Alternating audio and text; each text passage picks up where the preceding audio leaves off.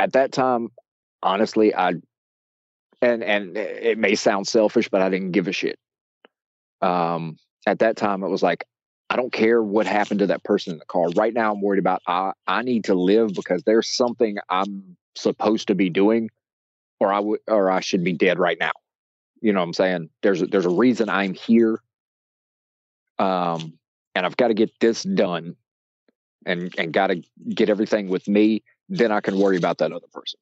But right now, it's what I'm saying. It gets into that self preservation mode, and it's that whole trying to keep yourself alive. That is Ryan Gibson this week on the Do It For Yourself podcast.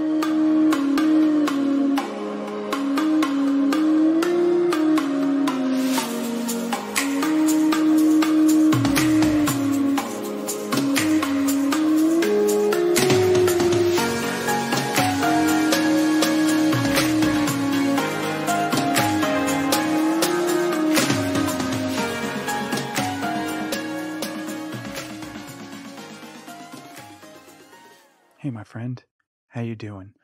Welcome back to another episode here on the Do It For Yourself podcast. If you are finding this episode and it is your first time here, just as an FYI, this is the second half of my interview with Ryan Gibson. So before you listen to this part of the episode, make sure to go back and listen to part 1 of our episode that was released on Tuesday. For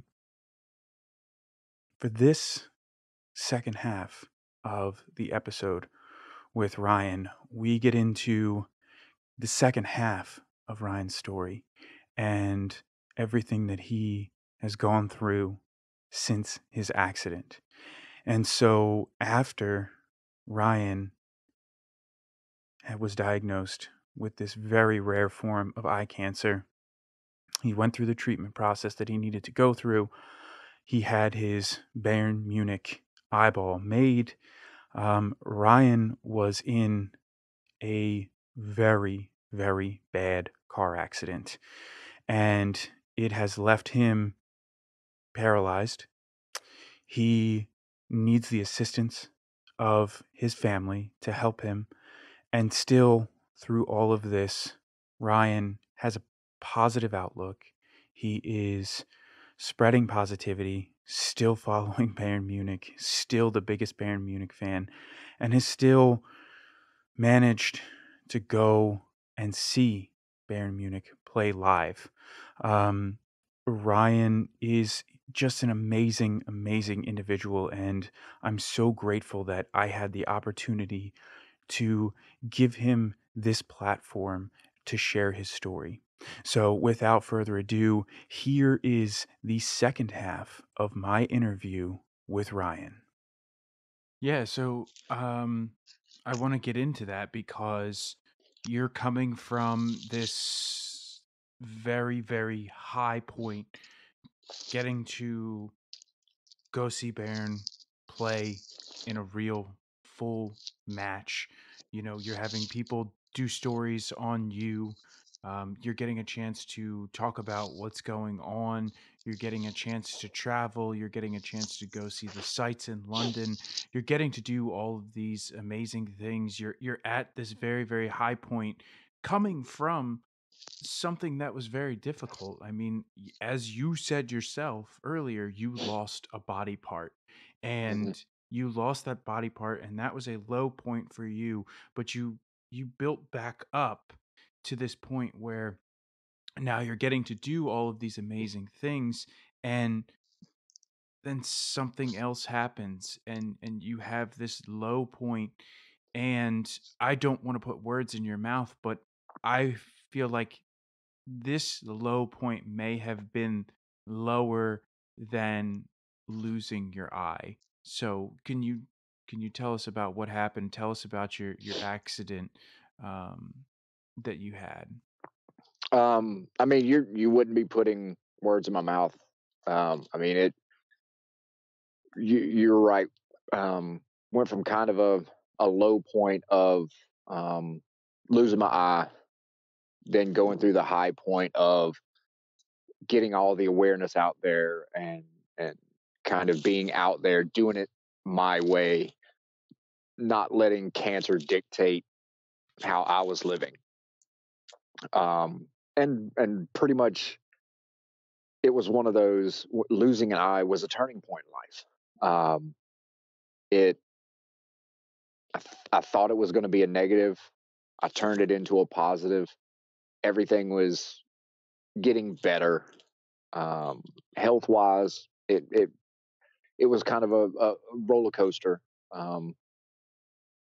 But in 2017, I had a few things happen in succession leading up to December 31st. I'd qualified or submitted for a trip to Munich. You know, like, hey, enter this, and if you win, you get a trip to Munich. Well, I entered into it, and I won a trip to Munich. All expenses paid. Was gonna go with some of the people from the U.S. To go watch Bayern Munich in Germany. And yeah, I forgot to mention I was put up for a Bayern Munich fan award in 2017 for all the community service and community outreach and all the stuff that happened with my eye. I unfortunately didn't win that award, but I did have an all expenses paid trip to Munich. Didn't quite go the way that I'd wanted it to. Left kind of a bad taste in my mouth with the reaction that some people took from it, because I was expecting one thing from the company that had said that they were going to do this, that, or the other, but it turned out they didn't have an English translator, stuff like that. My German's not the greatest. So it kind of left a bad taste in my mouth at that time, but it still was a trip of a lifetime. And to win one later that, you know what I'm saying, to win one later that year, it was like, holy crap, this is awesome. But my health went south very quickly. And that was all attributed to the cancer diagnosis and stuff like that. I was coughing up a lot of blood. At that time, we didn't know what was going on. I found out that the cancer kind of spread a little bit into my lungs, and it just is what it was. You know what I'm saying? So that was kind of a downturn. And then about a month or two later, my grandfather, we put my grandmother in a assisted living home because she's suffering from severe dementia. And dealing with that, I had to go see my grandfather every day, every morning, to check on him and make sure, because he was kind of in that downward spiral. The woman that he'd been married to for, you know what I'm saying, 60 years, 70 years, is now doesn't know who he is. So he was going through a deep depression on that, and refused to eat, and that type of stuff. So I pretty much watched my grandfather wither away. Within a span of about a month and a half, 2 months, he had passed away. So this had happened in October, and was still trying to process it, still trying to go through it. Watched a lot of Bayern Munich videos, kind of just dove into Bayern Munich because that kept me connected to him. And then that takes us to December 31st, 2017. Woke up that morning like any other morning. The day before, went to Hooligans in Charlotte, which is the soccer bar. Saw some friends. Actually took a picture with Lauren Boulet, which is a Liverpool fan. She's a really good friend of mine. And that picture has a lot of significance because that's the last time I could stand for a long time. So the morning of the 31st, I get up, play FIFA for a little bit. My mom tells me, "Hey, there's Dr. Pepper's on sale at Winn-Dixie. Need you to go get some Dr. Peppers because they were 79 cents that day." We all know how moms are. So I was like, okay. So it was a pretty cold day. Put on a sweatshirt, put on a jacket, get in the car, start driving down the road. Normally, at that time, it was like, okay, I needed a pack of cigarettes. Yes, I've got cancer. Yes, I smoke. Get over it. I do shit on my terms. But so I needed a pack of cigarettes. I'll get a Monster while I'm at it because it's pretty early. I think it was around 3:30 ish. Get in the car, start driving down the road. Instead of taking the back way to Winn-Dixie, I took the main road to go by the gas station. As soon as I turned onto the main road, I was going 20 miles an hour down a hill. Just turned out on the road, may have been out on the road for 100 feet. And boom. A young lady that was under the influence hit me head on. I was in my lane. She swerved and was driving in my lane for, I mean, when it happened, it felt like it was for an eternity. But she may have been in my lane for 75 feet ish. But she hit me dead square head on.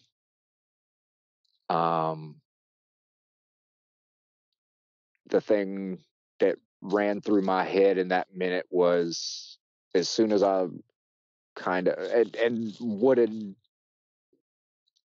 goes through my head at that moment is, there's a road that kind of comes out at the bottom of that hill.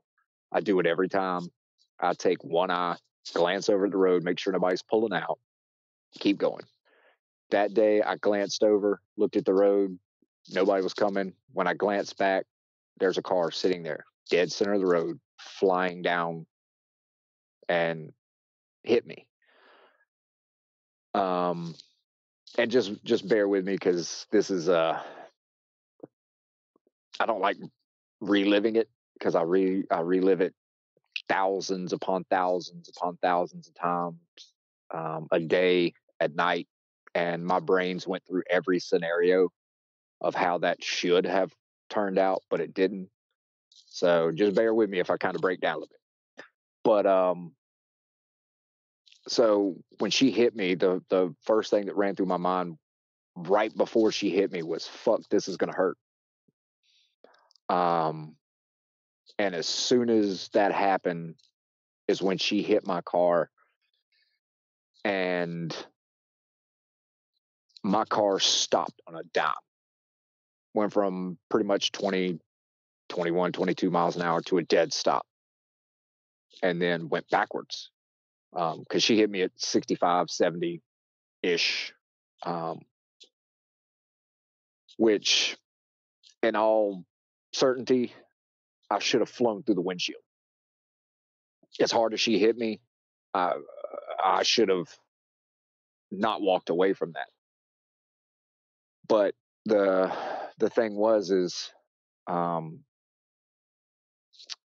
had a hat on that it was a Bavarian's cap type hat, had a Edelweiss flower on it. My grandpa loved that hat. And normally when the airbag comes out, it kind of busts you in the face. The airbag came out and it hit the tip of the cap. And all it did was pop the hat off the top of my head. So, you know, like if you're wearing a baseball cap and you push the bill in, it'll kind of like pop the hat off of you. Yeah. That's exactly what happened. The airbag just popped the hat off the top of my head. The next thing and I didn't lose consciousness the entire time, which kind of was a good and a bad thing, because that's why I relive everything over and over. But all I can hear is breathing extremely deep, just kind of like, you know what I'm saying? Like trying to catch my breath. The reason I couldn't catch it's because I had 4 or 5 broken ribs. And the whole time it's running through my head is do not die. Do not die. Doesn't matter what happens. Don't die. Breathe. You know what I'm saying? I'm pretty much doing a Lamaze class in my head of trying to calm down, calm myself down. I know everything's fucked up right now, but just relax. Then the next thing I know, I'm still trying to breathe. I had some Bluetooth headphones that were kind of wrapped around my neck. I can still hear the Stormzy song playing. So I got my phone and I kind of played with it to shut that up. So I could, I don't understand because it wasn't loud enough or anything, but I just had to think of what the next move was. The window of the car that I drove had a problem with the window rolling down. A gentleman came up to the car, tried to open the door. The door was obviously sealed shut because of the way that the front end broke. And so he went to yank the car door, ripped the handle off the door. I told him, I was like, dude, I don't know how I can help you. I can't move right now. I don't want to move because I don't know what's happened. And I'd been through EMS courses and stuff, so I knew I wasn't supposed to move. But I had to get out of that car. I didn't know what was going on, didn't know if it was going to explode or anything like that, so I had to get out of the car. Well, I told the guy, I was like, hey, I'm going to put my shoulder into the door. The window had cracked a little bit. I was like, hey, push the window down. So he pushed the window down. We grabbed the inside of the door. He yanked the door open. I almost fell out. As soon as that happened is when I felt my leg. And I screamed. And so he pushed me back in the car. He had 911 on the phone. And we were explaining, or he was trying to translate what I was saying to the 911 dispatcher. Then I got sick of doing that, so I was like, dude, just give me the damn phone. So he gave me the phone. I talked to the 911 dispatcher, told her everything that I thought was wrong. I was like, I've got broken ribs. I think I've got multiple fractures on both legs. You need to hurry up because I can't breathe.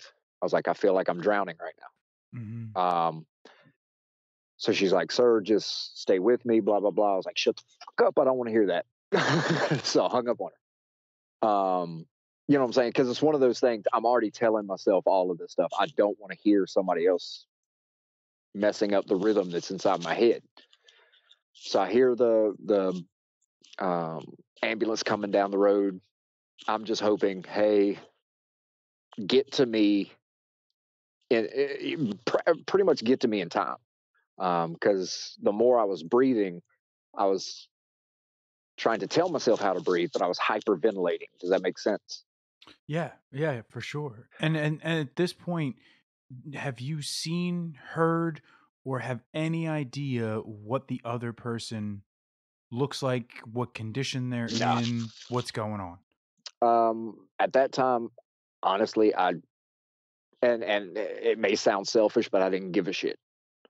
At that time, it was like, I don't care what happened to that person in the car. Right now, I'm worried about I need to live because there's something I'm supposed to be doing, or I should be dead right now. You know what I'm saying? There's a reason I'm here, and I've got to get this done. and got to get everything with me, then I can worry about that other person. But right now, it's, you know what I'm saying? It gets into that self-preservation mode. And it's that whole trying to keep yourself alive almost. But I hear the ambulance down the road. They show up. I explain to them what's going on. They bring the backboard, all that kind of stuff. Get me out of the car, and I can hear on their radio. They were like, "Hey, Med Center Air is 1 minute out." Now, from the time I hung up on the 911 dispatcher to the time that the ambulance got there, I know how far that EMS station is from the wreck site. It may be a mile and a half, 2 miles. You know what I'm saying? It's literally right beside the gas station I was going to. So for them to get dispatched, get to me, and the helicopter be a minute away, I was like, shit, there's some bad stuff going on. Because you're not going to call, you know what I'm saying, a medevac or a helicopter to fly somebody out if it's just something minor. And did you think that was something on you, or did you think it was something on the other person? That at that time, I had no idea. Okay. I You was just like, knew it was something bad. yeah, I knew somebody's ass was getting flied out or flown, and one way or the I didn't know if it was me or if it was them or if it was both of us. Mm-hmm. And as soon as they put me on the gurney stretcher, whatever you want to call it, that's when I knew the flight was coming for me. Because they put the neck brace on, they put a leg thing on my leg, and the bad thing is I couldn't straighten my right leg, like, at all. And I couldn't feel my right foot. Like, I thought, okay, I broke my tibia or fibia, and I just can't feel my foot. What ended up happening was they cut my pants off, which is kind of weird. It's kind of a weird feeling when your male parts are just flapping in the breeze. But it's kind of, I say it's a weird feeling because thinking back on it, it's like, dude, that's embarrassing as hell because it was cold outside. But the thing was, I kind of was more pissed off because they cut off my good track pants, and I was kind of mad about that. But they cut off my jacket, my Bayern Munich jacket, which really pissed me off. They cut off like a Bayern Munich t-shirt. I was mad. Like, dude, don't cut my shit. They're like, sir, they cut my shoes off. So I'm like naked out in the middle of out in the middle of the road. And then I hear the helicopter land. They put me in the ambulance for like what felt like 50 feet to the landing zone. They get me into the helicopter. They're like, sir, you've got to bend your knee. I was like, no, not or like straighten my knee. They wanted me to bend it a little bit so I could slide into the helicopter. Like, dude, this ain't gonna happen. I was like, you better have some painkillers if you're gonna straighten that knee, because I'm not straightening it. They fly me to the hospital, which felt like it only took a couple of minutes. As soon as I landed, have you seen the movie Days of Thunder before? I have not, no. Okay. Pretty much the helicopter lands, and in the movie, there's like 10,000 nurses and doctors all around the bed. Mm-hmm. I'm talking like 20 and 30. And they're all asking questions to the person, and he's trying to answer everybody. That's exactly what happened. As soon as we landed, there was probably 6 doctors, 5 or 6 nurses around me asking me all these different questions. And the first thing that came to mind, and I'd been saying since the accident, and nobody really understood why I was saying it. I kept saying, did I lose my eye? I'd asked everybody. I was like, did I lose my eye? Did I lose my eye? Did I lose my eye? come to find out, the doctor had told my mom, she's like, I think he may have a concussion because he keeps thinking he lost his eye. He's got both eyes. My mom's like, he's got a prosthetic eye. He's wanting to make sure he didn't lose that. Well, the guy didn't even know how to prosthetic eye, but honestly, thinking back on it, I'm glad that's the thing I was worried about the most. But so I get into the trauma ER place. They're looking at my legs, they're checking out my chest, they're putting all these different things on me. And then the doctor's like, Mr. Gibson, we have a serious issue. We need to put your ankle back together, or like straighten your ankle. I wasn't listening to him when he said it. Didn't hear a lot of the stuff that he said about it. All I know is he grabbed my foot and just like yanked it really hard. And I felt a pop, heard a pop, and I called him and his mother everything under the sun. And it wasn't because it was painful or anything like that. It's just one of those like real kind of like a pressure pop. And then when you hear that, that's the bad thing. But and to find out later, my mom said my right foot was pretty much pitch black. There was no blood flow from the point of my car getting hit until the point he popped it back in the spot.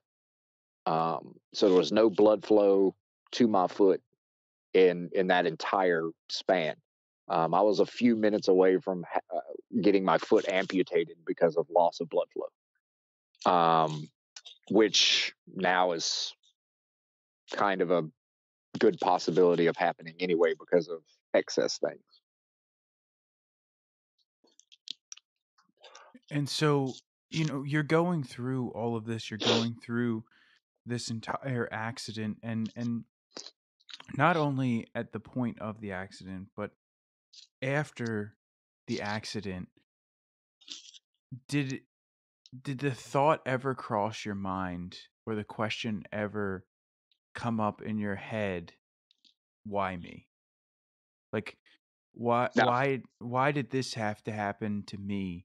Or was this okay, this happened to me, and it's happened for a reason, and now I'm here to share this story, and I'm here to show people that, no matter what happens, I'm here to show people that you can keep moving forward. You can keep pushing on. You can keep making strides each day to get to the point where you want to be. Honestly, neither one of them went through my head. I'm never a why me type person. I'm the person that, I mean, honestly, when people were like, sorry, I can't imagine praying for you, whatever, about my eye, I was like, shit happens. I just gotta, what I'm saying? I got a shitty run of cards. I just gotta play the hand I was dealt. And with this, there was never any animosity towards the person that hit me. There was with one, and the funny thing is, I posted a bunch of stuff like that night or the next day on Instagram and Facebook. I didn't even know I posted. Didn't know I responded people. But everybody was like, "Hey, give us the name, tell us who it is, blah blah blah. What a piece of crap! Why you want to drink and drive?" Blah. I was like, "Look, I have no animosity towards that person. She had a shitty day. She thought she was doing what would improve that day for her. Well, what ended up happening was it didn't improve the day. It made the situation worse. It just shows that bad decisions can equal out to being bad results for other people. But I never once thought, why me? I never saw it as a motivational thing at that time. But what ended up transpiring was I could turn this into a positive. I'm not going to give up. So this is just another story of my journey.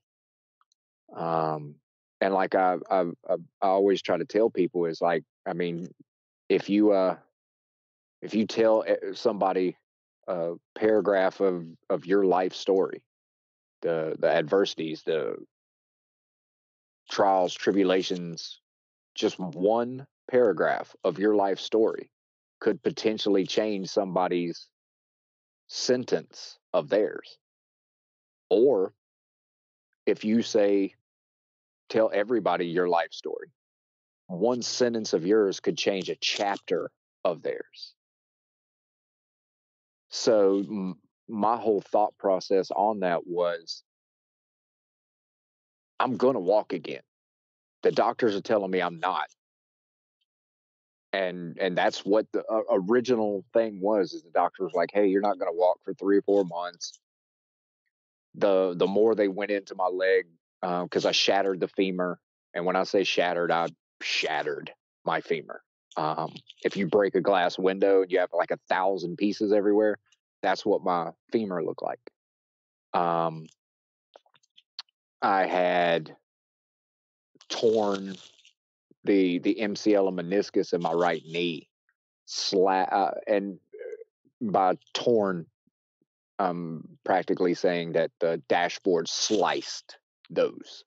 It cut my leg open, crushed my right foot, crushed my right heel, broke the tibia plateau, which is the very top of the tibia bone, right at the knee joint in my left leg.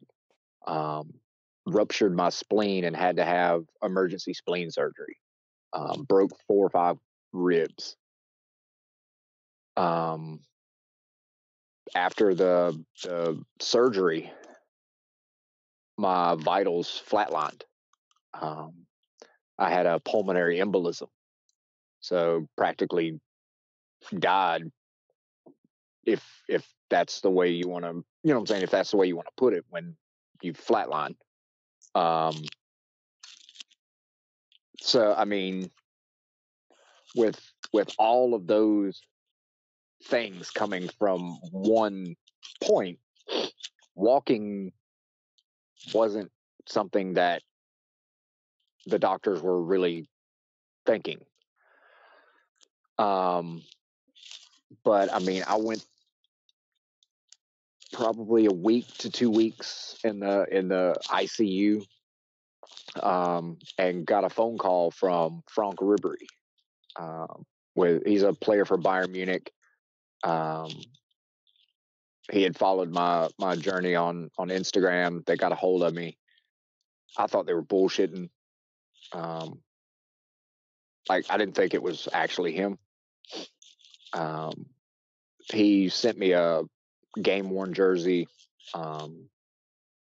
Did a lot of kind of motivating me through the entire process.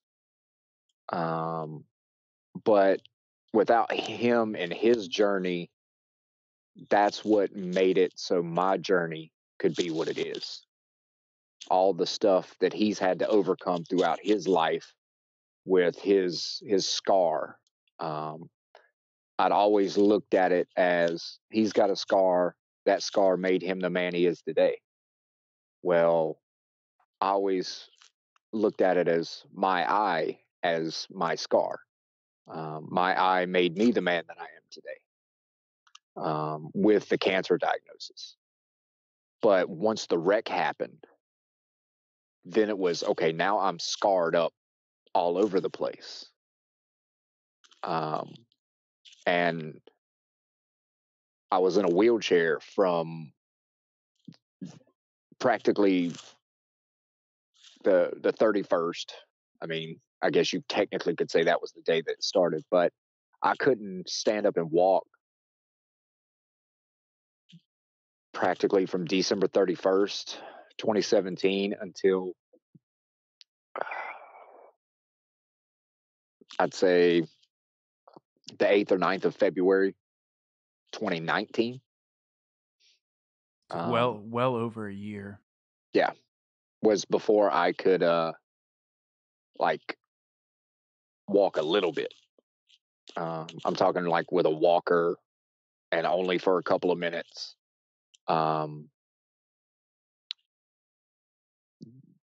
Then once Franck Ribéry announced that it would be his last season at Bayern Munich, he announced it around. Well, we kind of knew it was going to be that around the summer. They gave him a one year contract, so I kind of had the feeling it was going to be his last year. Once I heard that, then it was okay. My goal, because you know what I'm saying, everybody has goals. If you don't set a goal, you're never going to achieve it. So my goal was I'm going to walk into the Allianz Arena and watch Franck Ribéry play in his last game for Bayern Munich. I will be in the stands that day. I don't know how the hell I'm going to do it because right at that point I had $0. I couldn't walk. So I mean, you know what I'm saying? It's one of those, yeah, this is a good goal, but financial wise, health wise, it ain't happening. And at that time, the cancer took a back seat. As weird as that sounds, and as deadly as cancer can be, didn't care. I was more focused on Bayern Munich played Frankfurt May 20th of 2019.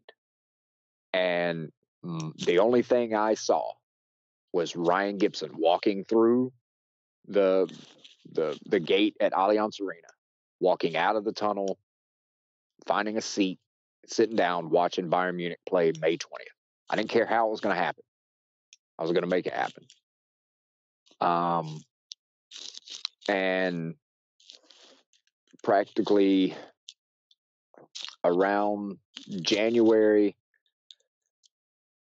2019, won another trip from the Bundesliga, which is the German soccer league, to go down to Florida to watch Frankfurt, which is another soccer team, play, and meet. They're like, hey, what player do you want to meet? Well, Frankfurt has a player named Marco Russ. He's the only player I know of in Germany to have been diagnosed with cancer, go through chemotherapy, and come back and play at a high level. So I wanted to meet him, went down there, met him. And that was just another one of those, you know what I'm saying, kick in the ass moments. It's like, hey, you can do this. So at that time I got back, the lawyer that we had hired had gotten some money from like negotiating some of the bills down, which even to this day I'm still fighting hospitals over bills. But he had gotten money, and I priced it out, looked at flights, looked at hotels, and I was like, it's just enough. And it was just enough money to get me a first class ticket to Munich and back, and then a hotel. And at that time, I didn't know, hey, this could be the last time I ever go to Munich with cancer and the way my failing health, obviously. So I went for a month and pretty much did any and everything a Bayern Munich fan could ever want to do. I watched the U17s play. I watched the under 17 kids play, the under 19 kids play, the Bayern U23 or the amateur team. I watched the females play. I watched even some of like the really small kids play. You know what I'm saying? Just did like because I remember the Bayern fan awards and how I said that it left a bad taste in my mouth. Well, I wanted to fix that and I wanted to plan it my way and do what I wanted to do. And that's what I did. I let Frank Ribery know that I would be there. And he sat there and said, for the May 20th match, don't worry about finding a ticket. I will have a ticket for you for that match. So I got there. Other people had given me tickets to other matches. So I got to see them play in another match earlier. I watched them play Leipzig. You know what I'm saying? So it was all coming to a culmination. May 20th, Frank Ribery's last home Bayern match. I'm there. He's there. Hopefully I can meet him. You know what I'm saying? It was in the back of my head. It was that thing. And so I meet one of his representatives. He gives me the tickets. We go sit in the seats. I'm emotional as all hell the entire match. And towards the end of the match, Frank Ribery kind of makes a move, beats some defenders, dribbles through two defenders and over the goalkeeper and scores a goal. Everyone around me is losing their mind. The girl that's sitting beside me, she's losing her mind, and then she looks at me, and instead of jumping, you know what I'm saying? Obviously, I can't jump because I barely can walk. But instead of jumping around, I'm sitting there with my hand in my head in my hands. I'm bawling because it was like, this is something that was meant to happen. I said I would walk through the gate, walk through that tunnel, watch this match, and as you know what I'm saying, it just makes it perfect. Last home game, he scores arguably one of the greatest goals of that year. I mean, it won goal of the week, goal of the month, goal of the season. Then at the end of the game, he does a really emotional goodbye speech because at this time he'd already said that he was retiring. He did a goodbye speech.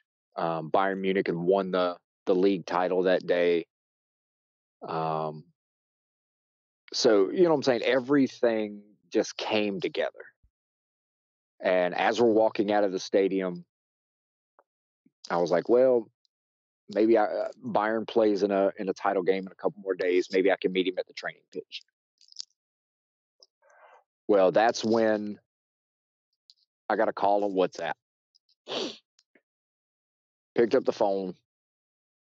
Now, granted, this entire like game day, Sat1, which is a German television station, is following me around. They're filming everything. They're doing kind of like an in-depth thing on me as a part of like a countdown show. And so they're doing the final interview, and I get this call on WhatsApp and look at the phone, and it's the Frank Ribery's rep. So I think he's going to say, hey, meet us at the training ground tomorrow, or meet us, you know what I'm saying, here or there. And, you know what I'm saying, we'll try to get a couple minute meeting. Excuse me. But I pick up the phone and he's like, where are you? I said, I'm doing an interview right outside the gate before we head back to the hotel. and he's like, I need you to come to section, I think it was like 122. And he's like, we're going to try to get you on the field. Well, that was, what I'm saying, midway through some interview with Sat One.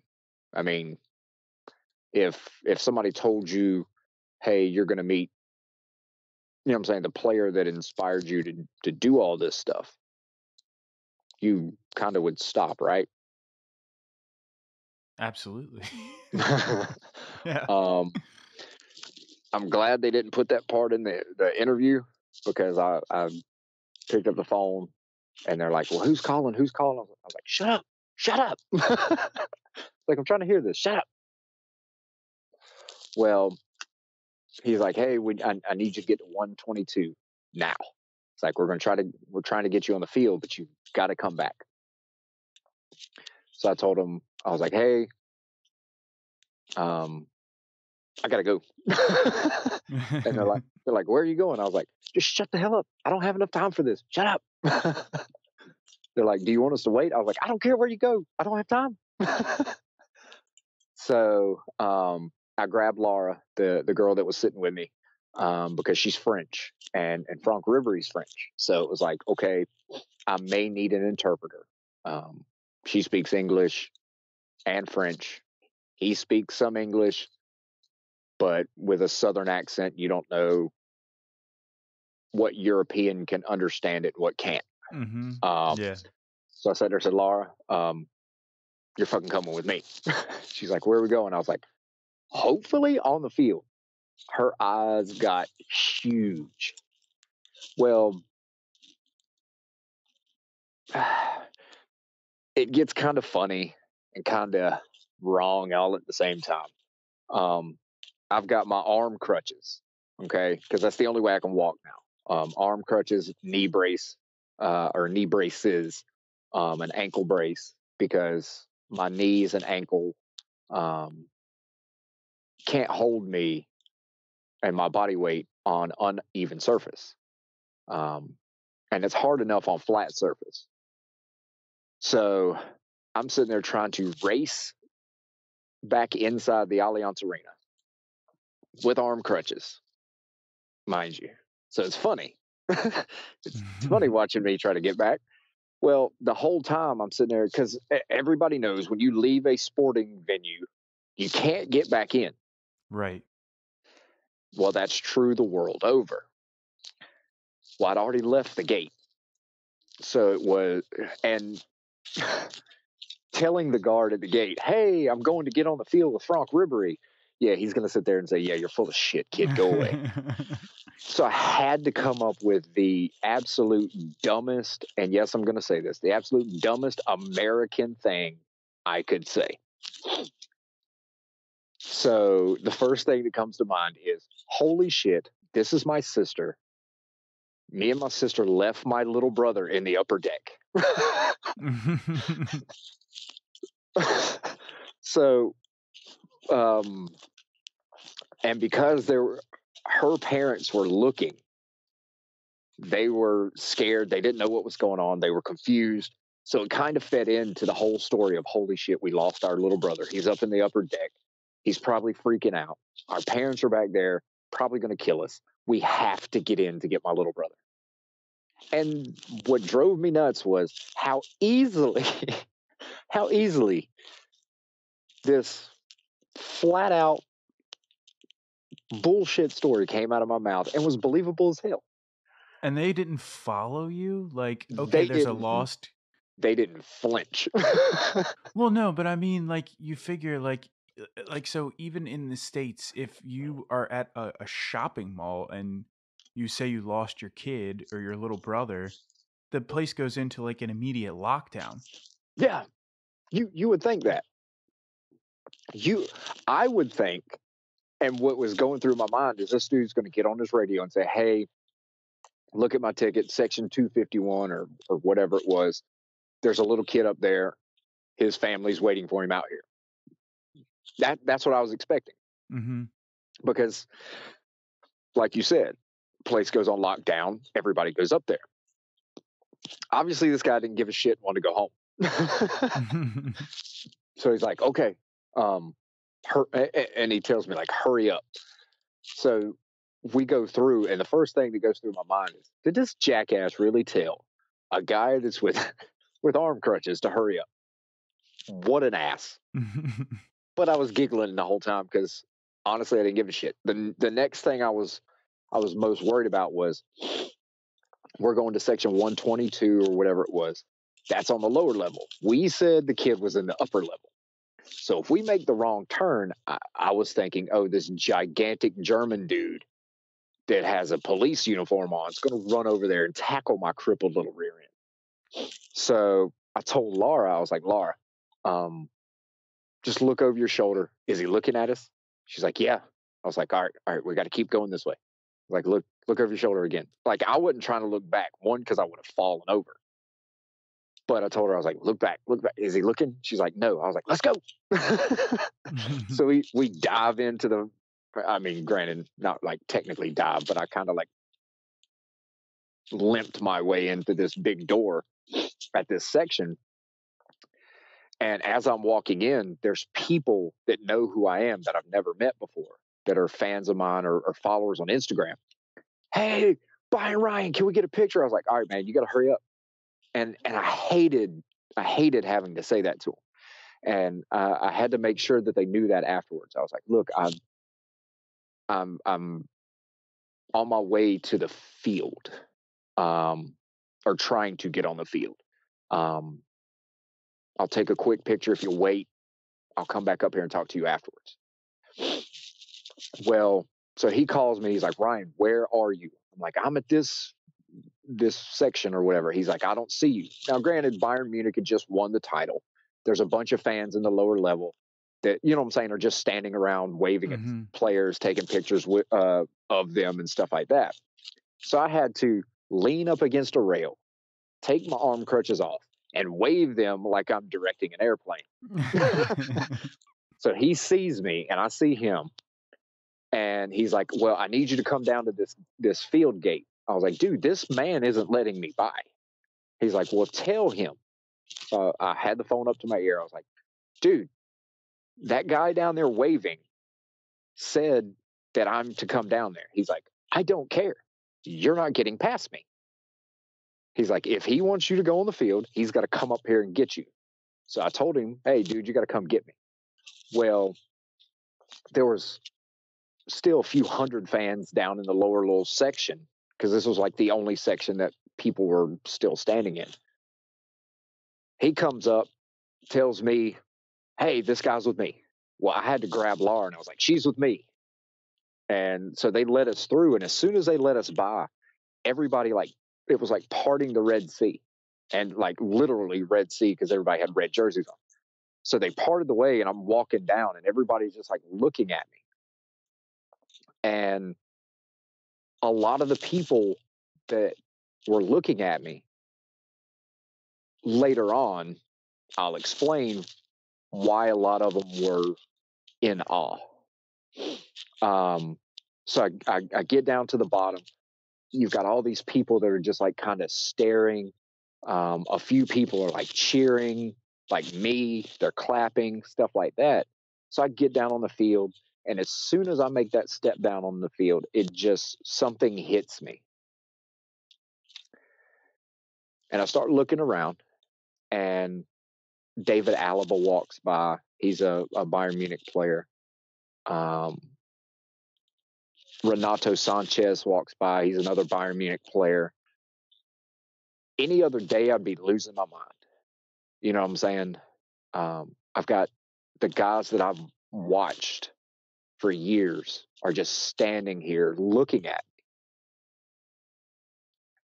me. And I didn't want to have anything, you know what I'm saying? I wanted to say something to them, but that wasn't where my mind was the minute my feet touched that field. And they do Allianz Arena tours where you can, like, you know what I'm saying, do a tour of the stadium, and then they let you down on the field. That's one feeling.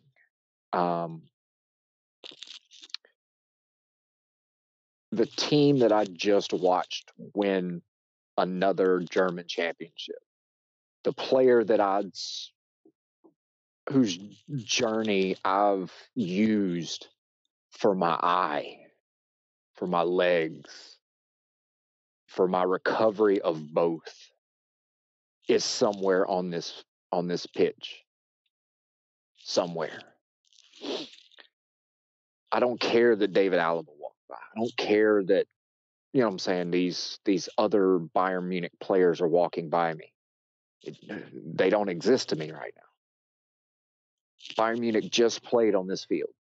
I'm literally standing where Frank Ribery just scored a goal, just slid across the field on his knees, where he just gave one of the most emotional speeches I've ever heard from a Bayern Munich player. He's somewhere on this pitch. Well, because of the arm crutches, I have to watch where my feet go, because if I don't, I could easily trip myself. And with all the cameras and all the, you know what I'm saying, the television equipment, there's power cables everywhere. So I didn't want to trip. Well, he tells me where I need to go. And I don't know what happened, because it kind of goes a little blank a little bit. But his family was there, and I know what his wife looks like, and I know what his daughter and kids, because I obviously follow all of them.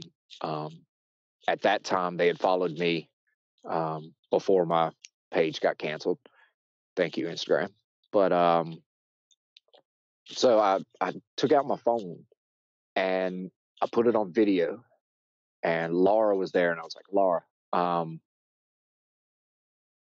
just press play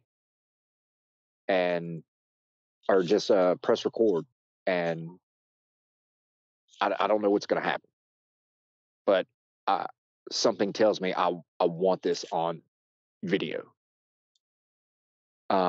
There's a bunch of camera people over there taking pictures of Ribery with the Bundesliga trophy. And Laura's standing there. She's walking beside me. She's filming it. And he turns around and sees me. And takes the Bundesliga trophy, which for a German soccer player, that is one of the ultimate prizes. I mean, that's like the Vince Lombardi trophy, or, you know what I'm saying, the NBA title, those types of, you know what I'm saying, it's that level. He takes that, lays it on the ground, and comes towards me. And at this point, I didn't know what to do. And he looks at me and he's like, Ryan, my friend, how are you? And when he comes over there, I dropped one of my crutches. And it wasn't the one that's on my right side, so it must have been my left one. And I kind of just like fell into him. And as soon as he started hugging me, the emotion that passed through my body was 2016, 2017, 2018, and up until that point of 2019. All the mental stress, all the depressions, the anxieties, the dark places that my mind went reliving the accident, the insomnia, you know, everything that I had gone through. And this man is the shining light in that. He's the lighthouse to that dark storm that was brewing in my head, that on multiple occasions I felt like, hey, maybe I shouldn't wake up tomorrow. You know what I'm saying? You go through those really, really dark points in all of that stuff. And as soon as it's like everything hit me at once, and I started shaking.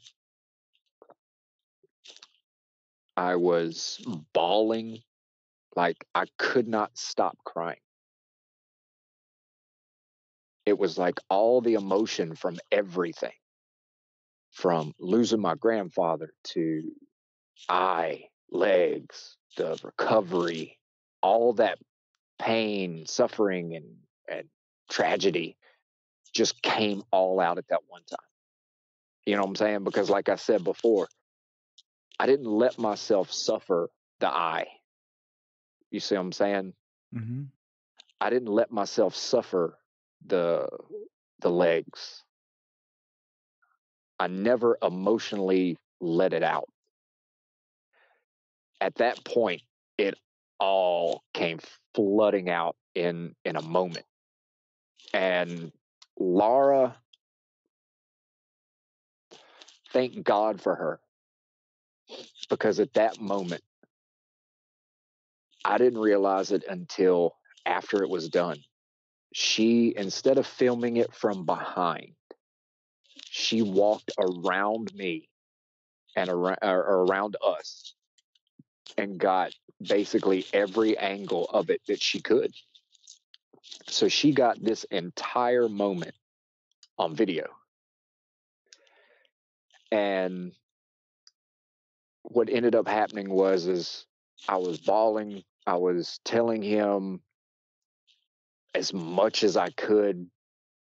It was almost like a confession of all the pain and things that his journey, this club, the fans, everything culminated in that moment. And just, you know what I'm saying, just the waterworks were going as I was doing it. And he kind of like grabbed the side of my head, you know what I'm saying, and looked at me and sat there and said, Ryan, everything's going to be okay. Everything will be okay. And I said, yes, sir. Yes, sir. And he's like, trust me, everything will be okay. You are fine. And then, like Europeans do, kind of, he pulled me close, kissed me on the cheek, and said, are you good? And once that happened, all that emotion, all of that I was letting out just went away. And that short little phrase of, it's going to be okay. And to have all of that on that one like minute 30-second video, it's something I just relive all the time, because people have probably seen, if you go to my Instagram page or Twitter, you can see that video. But it's what I try to tell people, and it's like we spoke about earlier, before the interview started, of this game is more than a game. People say it's just a game. It's not a life or death situation. Well, it's not. In the conventional sense, the team loses, the player leaves, whatever, you're not going to die. But for people that are in my situation, that have depression, anxiety, PTSD, mental ailments, physical ailments, whatever, we go through ups, downs, dark points, high points. A lot of the times it's darker points, lower points more than anything else. We look at those teams, those players, those moments of greatness, those fans, that family. We look to those as things that help us overcome them. Because if this guy can do this, I can overcome what's in front of me. If he can overcome being raised in a slum in Marseille, France, or in a slum of Rio de Janeiro in the favelas in Brazil, and can overcome the poorest of poor situations to become what he is or what this player is, then whatever I'm going against, I can do it the same way. I may be beaten down. I may be in my worst part, my worst moment, but I can triumph as well. It's not the same triumph, but it's the same journey. If your team's down a goal in the Champions League final, the World Cup final, in 2 minutes, boom, boom, you get 2 goals. That's an emotional swing. But those players never gave up. That team never gave up. The fans in the stands never gave up. So for me, it's you never give up. You can't ever stop. No matter if it's your legs don't work or you have cancer, depression, anxiety, you can't ever give up. There are ways out. And in that moment with Franck Ribéry was just that culmination of everything that led up to that point. And once that point happened, it was like, okay, I've reached the peak. I've done what I said I was going to do. So now my next goal is to just help as many people as I can while I can. By telling my story, by listening to their story. You'd be amazed at how many people at that time when I had a bigger following on social media, like on Instagram before they got rid of my profile. I would get multiple people from all over the world that were in dark times in war-torn countries, and they live in some of the most torn apart areas, and they're telling me how my journey, my struggle motivates them every day. Or, hey, Ryan, can you help me get through this stress? How can I do this? You know what I'm saying? To have somebody that's in a much, much, much worse situation using your journey that can't even touch that. I don't know what it's like to live in, say, Tehran, Iran, or live in Baghdad or Saudi Arabia. You know what I'm saying? I don't know anything about that. Mm-hmm. But for those people to sit there and say that my journey inspires them to overcome that type of stuff, that's impactful. And just tells me that what I'm doing is what I should have been doing the entire time. Yeah. So I mean, it's that and that's pretty much what I've said that I'm going to do from that moment forward. Was I'm going to do the best I can to ease everyone else's journey the best that I can.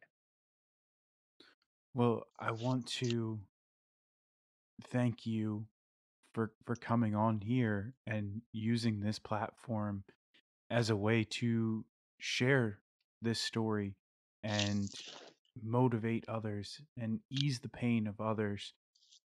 And I really want to just thank you for being so open and taking this time to hang out and share this story with me and the listeners of this podcast. So again, I want to say thank you. And I really appreciate the time and the openness that you've given us this evening. Oh yeah. I apologize for being long-winded, but it's there's multiple layers to this entire journey, and it's nice to be able to explain all of it at once. Because a lot of people just want to hear one specific part, but as you've seen, they all kind of are intertwined, and spider into each other. So Hmm. I appreciate you allowing me the time to go through all the layers of the onion that is me. And you know what? It's absolutely my pleasure to provide this time and this platform for you to share that. And I've said at the beginning of many of my episodes that I am not going to censor anyone, and I'm going to just allow them to come here and be themselves. So I'm very honored that you felt comfortable enough to share all the layers of your onion on the podcast today. Oh yeah, I mean it's an ongoing struggle, every day, but the my whole mindset is it's a struggle every day, but it's a new beginning every morning. Um, it's health wise is I mean it's luck of the draw every day for that one. Immune systems failing here and there. I don't really know anybody that's had 20 or more ear infections in a year. Um, but yeah, I went through that last year. So I mean, it's almost like a constant health battle every day, physical and mental. So, but I mean, it's just one of those things that at the end of the day, you gotta look back on the day and say, "Hey, I, I made it another one." And then when you wake up in the morning, it's like, "Let's do this shit again." Well, Ryan, I just want to say one last time, thank you so much for coming on the podcast this evening and sharing your story. And I really look forward to getting this one out there for everyone to enjoy. Definitely, I appreciate you having me on. All right, my friend, that is it. That is my full interview with Ryan Gibson, also known as Bayern Ryan. What did you think of that full and complete story? As you heard in the end of this episode, Ryan left his Instagram and some of the different places that you can find him and get connected with him. Ryan loves getting connected with folks and just meeting new people and having the opportunity to spread his message, spread his positivity, and he would love to hear from you. So if you think of it, head on over to Instagram, reach out to him, and let him know that you heard his episode here on the Do It For Yourself podcast, and let him know what you thought. That's about all I have for you in regards to this episode. If you can, do me a huge favor and leave a review on Apple Podcast or whatever app it is that you are using to download and consume these audio stories. I would greatly appreciate that. And until next week, I hope that you have a wonderful week, and I look forward to having you back for the next episode.